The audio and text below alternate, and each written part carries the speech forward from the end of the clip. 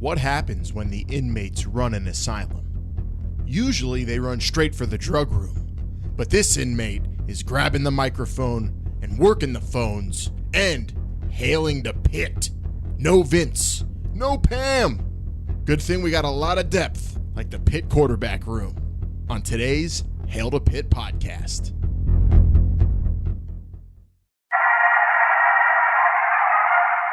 What was your message about finishing it in these final 30 minutes? Well, it happened in West Virginia where we knocked off number 2. It happened in South Carolina, and it's happening in Pittsburgh today.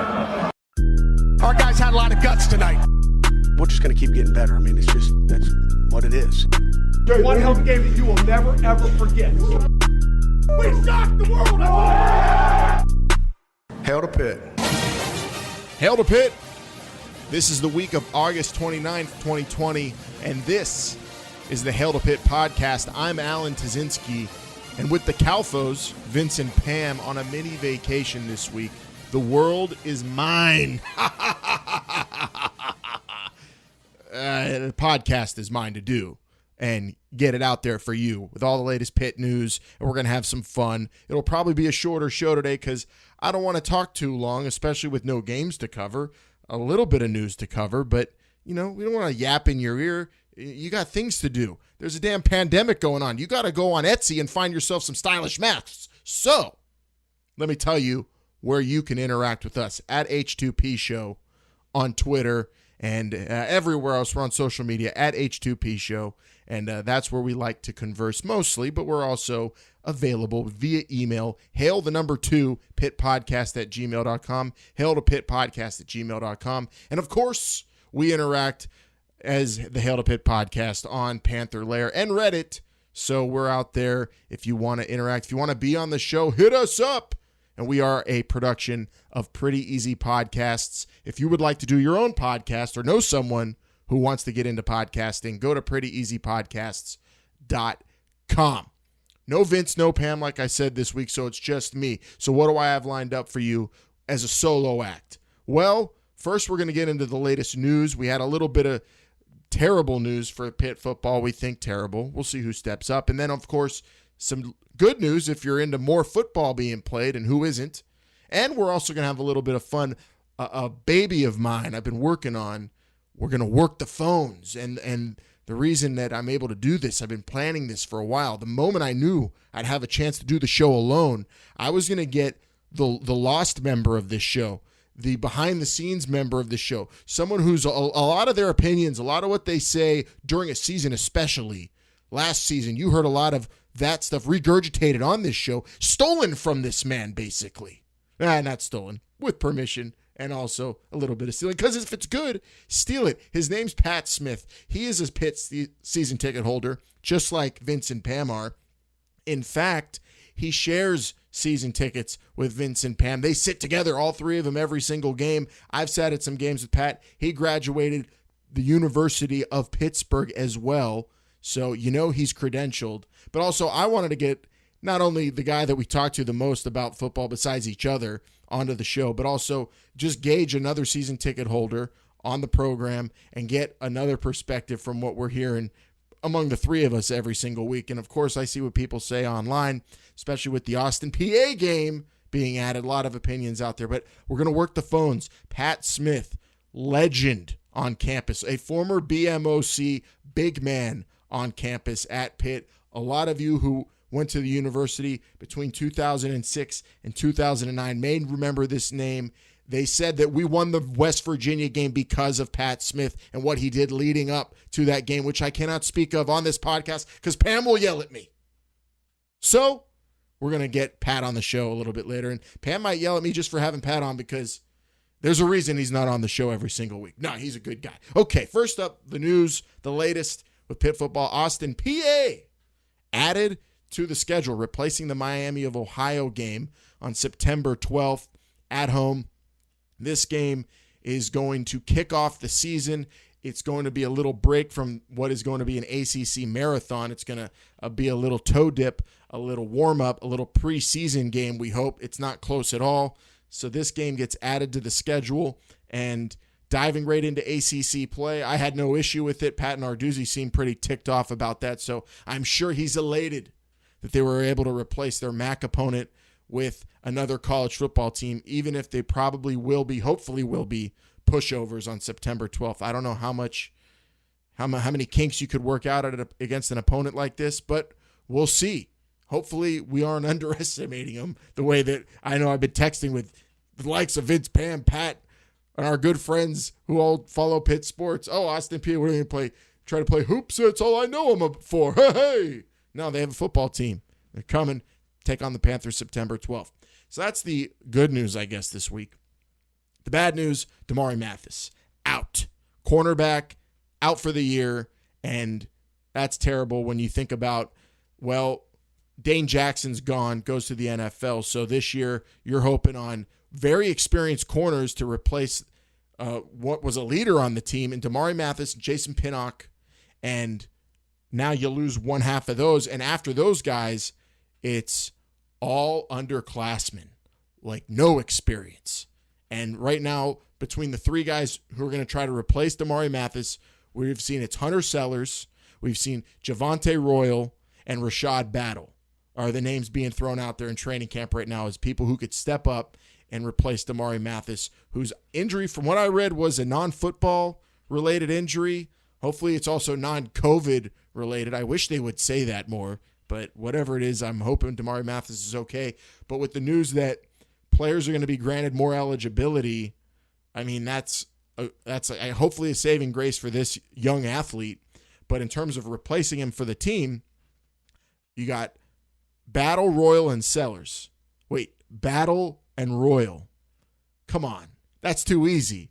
I mean, as a wrestling mark myself, if I'm Pat Narduzzi, if Rashad Battle and Javonte Royal are just like okay at cornerback, I'm going to try to have them both out there together as much as possible because you got a Battle Royal on the field. Come on. That's stupid. Either way, I love the names. We'll see who pulls out and takes that job. Next man up, as they say. Royal, Battle, and Sellers. We'll be watching that throughout camp. And we didn't hear any different buzzwords or vocabulary to break down on them too much this week from Nards, but he did say some things really interesting about wide receivers we'll get to in this second. But what about the quarterback position? We talked a lot last week about, for Pitt standards, a loaded quarterback room. And Kenny Pickett is easily, the top guy there. He's the top dog. I think he's in my eyes, Davey O'Brien preseason watch list. So you got him. But then the other guys, Patty, Bevel, and now Yellen, all in there, all vying to be the backup, all looking to get some more reps. You've got Patty and Yellen who have the reps already. These guys are going to try to win that backup job in training camp right now, but we probably won't even know who that is, I'd say ever. Why would we? Unless Kenny Pickett is not playing. So it's kind of a moot point for fans to argue and talk about, I think, because we'll never really know until that moment comes, and hopefully it never does. But you got to also wonder as a fan, well, who is the guy just in case?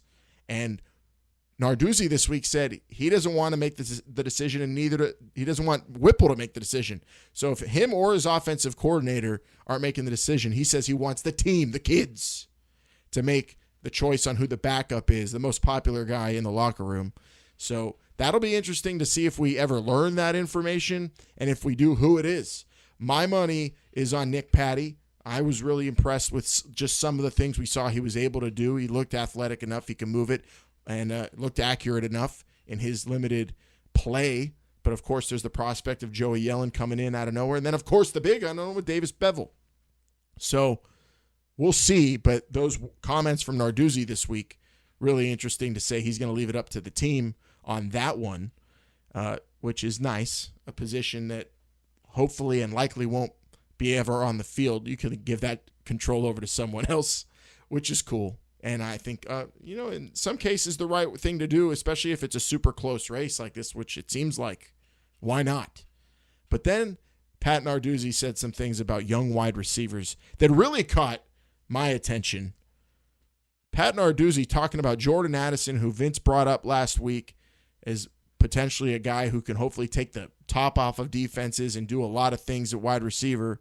and be a very valuable weapon. Well, Narduzzi seems to think so, saying he is, as this is a quote from what Vince sent me that I read as well, and I couldn't believe when he sent it to me. Jordan Addison, as good already as Maurice French, according to Pat Narduzzi. As good as the guy who was the best wide receiver on the team for the last year or so. That's high praise. That's high praise that comes from a coach that doesn't often get into hyperbole. He codes a lot of messages. But that's straight up as good as one of your best players you've coached recently. Very, very awesome to hear if you're a fan, and exciting. Okay, Jordan Addison, here's the player to watch. I'm excited to see this guy take the field. And wow, we need that. We need a guy like Maurice French, because losing Maurice French sucks. And then Pat Narduzzi also was talking about redshirt sophomore Wendell Davis and at linebacker.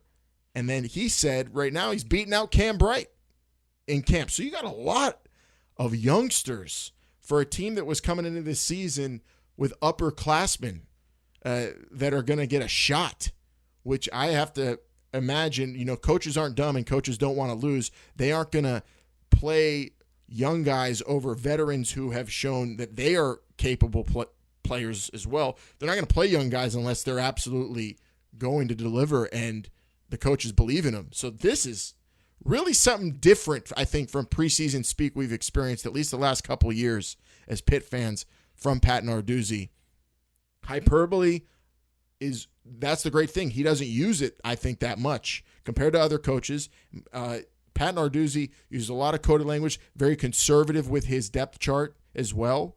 So this is different and exciting as all hell, to be honest. So that's the latest with Pitt football news that we'll break down today. And I got to say, I miss Vince and Pam being on the show for this moment, because this is where we can maybe argue back and forth. Who am I going to argue with? Myself? The argument is part of the show. Sometimes we get into it. Sometimes we question. Or I have a question that maybe they could clarify. But I got no one here to do that with, except for this next segment where I did have some questions. I pre-recorded this live on tape, full disclosure, because I wanted to ask some questions not totally related to everything we just broke down with the latest Pitt news. I think I talked to Pat here right before Damari Mathis was announced out, or maybe not. Maybe we just didn't cover it because there's so much other stuff to get into, even though losing one of your top corners is pretty big. But Pat Smith, I told you his credentials earlier, season ticket holder, sits with Vince and Pam at every game, but you never get to hear him on this show. He always says, hey, I said that last week. Why are you using my line on your show? Because you're really good at coming up with things to say, Pat. We want to, if it's good, steal it. He says, okay. Whatever helps you sleep at night. So that's Pat Smith. He's a great, loving guy. And most importantly, he is a Pitt guy. And he had some cool stuff to talk about as we got into an honest conversation about Pitt football.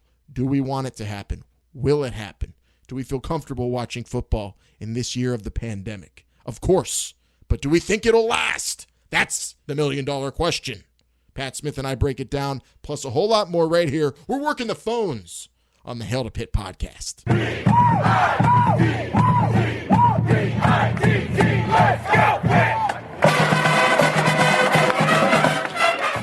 Did you have season tickets lined up for this season? I did, yeah, and I upgraded my tickets this year with none other than Vince and Pam. We upgraded to the club level, so I was really looking forward to it this year. You upgraded to club level, and then they said you can't come. What correspondence is the team, or is Pitt giving to fans who are season ticket holders? Did you get money back? Do you get a free program? What the hell happens when the season gets canceled? Yeah, that's a good question, and I honestly don't know, because I buy in with Vince and Pam, so they would be getting all of that communication, and I'm not privy to it at the moment. I'm just Vince and Pam waiting to see. Do you think you got a free Do you think that you got like a free, like, sorry, there's no season for fans, like a seat cushion that they kept for themselves? Do you want me to find out if they have that for you? Yeah, I know, right? They probably have some magnets, some extra magnets on their fridge, stuff like that. But yeah, they're keeping me in the dark. I don't think they would. If they're always good about, I think, telling you, instantly when they get stuff. I lived with them, remember? So I know when they get their mail and when they call you. But yeah, right. We're supposed to be good this year, but I don't know if this. We'll start with the optimistic. If the season happens and they play this modified ACC schedule, do you think Pitt will live up to the expectation? That's tough. I never like to get my hopes up because Pitt seems to let me down year in and year out. But yeah, I mean, I think they have a solid team. I'm excited to see what they can do. They got a lot of seniors. They got a few NFL prospects on the team. It sucks that we're not going to be able to see Twyman this year, but I understand his decision. I know he's got to do what he's got to do. But yeah, I mean, they have a lot of talent and a lot of potential. I know, and they got to play this weird new schedule though, which I don't think is suits where they could have gone. I mean, the end at the end of it, right? Because you're playing a modified NCAA schedule, modified ACC schedule, this Pitt team could even live up to expectations, but at the end of it, there's no like bowl game for them to go to where they could show off and say, yeah, we accomplished this. They got to win the whole damn ACC really to live up to that. And they're not really playing for much. But I mean, hopefully those players that could potentially go to the NFL, I mean, they want to go out there and showcase their abilities and, give us a good show to watch on the field. So hopefully they step up their game this year. What do we do instead since we can't go to the games this year? Do we watch them down in the basement, 6 feet apart, projector out back? Yeah, the projector is not a bad idea for the night games. Yeah, for the night games. Man, the projector, we got to get one of those that works in the daytime. Do you think right? Do you think the season actually makes it all the way through? I'm skeptical. I honestly, I guess I'm more leaning towards thinking they probably won't make it all the way through. Just because you can't keep those college kids in a bubble.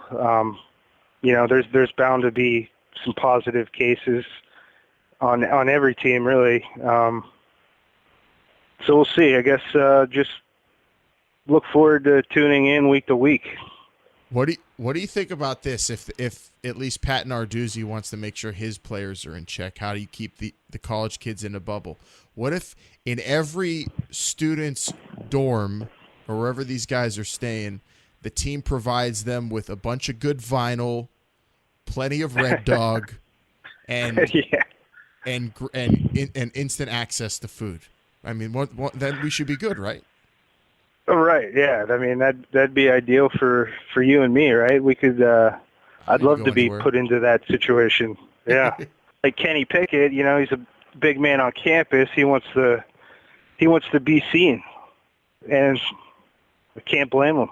I mean, I was on campus last year, and he was that as well. And when he would walk down Forbes, I mean, I would hear the Bee Gees playing, and it wasn't out of anyone's car. It was blasting in everyone's head. Right. Who would see Kenny and his beautiful hair walking down the street. Yeah, yeah. What about the BMOCs across the country? They're going to take a hit this year. All of them. I know it's gonna hurt their ego, right? I mean, a lot of them like that feedback week to week. I would think. Unless they're not performing well and people are calling for the next guy up. But I have faith in Kenny. I think he's going into his third year as a starter. I think he's going to do well, and he's going to want to live it up. What about all the other quarterbacks? We talked about how Pitt has a quarterback room that actually has experience now, 4 quarterbacks. Does that it's kind of crazy. Does that boggle your mind? Yeah, I'm not used to it. I still, Tino Sinceri still haunts me to this day. So I think they're in a really good situation now, especially with Joey Yellen being able to play immediately, because you never know what's going to happen. Saw some good stuff from Nick Patty last year, so he might be the guy of the future. Just excited to see how it shakes out. It's a level of comfort we haven't had yet, even though we don't really get to be comfortable, because this whole damn season's going to be full of unease, and yeah, I mean, we don't know what that. I mean, we normally all we have to worry about is like how we get into the game, what are we drinking, what are we eating. This year is like, is there even going to be a game this week? I don't know. I mean, have you done a fantasy draft yet for NFL yet? I'm gauging that with people too. I don't know when I should start thinking about it. No, I haven't. I do plan on joining at least one league this year, but we'll see. Yeah, that's the whole damn season. That should be on the T-shirts that everyone will see. Yep, that's exactly right. After post-game interviews will be great too. Pat Narduzzi will never be like, oh, we might not play next week, or maybe he will. Do you think he'll be like, we're coming out every week like it's the last game of the season, because it might be. Yeah. I mean, he's always he's an optimistic guy. High energy guy. I saw something the other day where he said he referred to COVID as cooties, getting cooties. He wants to keep his players away from the cooties. So that's a good plan. And I always enjoy his post game interviews. Oh my God, really brings the excitement. UCF last year, it was amazing.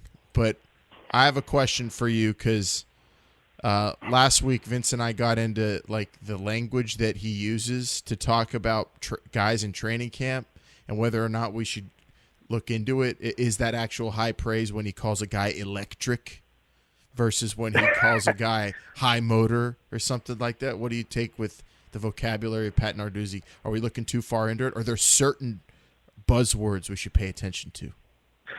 From what I've seen, I don't think he uses any one buzzword more than others. So, any electric and, high energy, high octane. Well, we don't want to get into high octane, but yeah, I think, I don't know. I have yet to see him say something negative about any practice or player. So I take it all as positive. All right. Well, I like that you had kind of a positive spin, but even though you don't think the season makes it all the way through, we're hoping it does. And hopefully I'll watch some games with you. Maybe we could watch it Angels in the outfield style, find a good hill to climb, and peek over the fence at Heinz Field when they're at home. Yeah, I mean, we could have done that if they were still playing at Pitt Stadium, right? But now you're ending it on a downer. Now you're ending the call on a downer that we don't have a damn stadium on campus. Thank you. No, but those old pictures you see where people are watching the game from, I think those are the frats, right? From the rooftops of the frats, used to be able to look down into the stadium. That'd be pretty cool. But I'll start scheming to find a way into Heinz Field. Yeah, at least one game this year. The rest we could watch on the old CRTV downstairs in the basement. You're welcome to come over. Just wear a damn mask.